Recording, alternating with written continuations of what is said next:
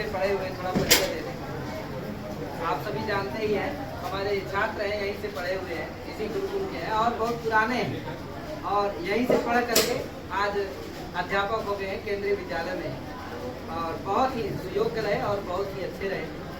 आज देखिए परिश्रम का फल ये होता है और परम पूज्य महाराज श्री नहीं है, लेकिन उनका आशीर्वाद हमेशा साथ रहता है और बहुत ही अच्छा कार्यक्रम संपन्न किया इन्होंने, तो बहुत अच्छा है, बहुत बहुत आशीर्वाद है इनको, बहुत बहुत बधाई है नियुक्त होने का।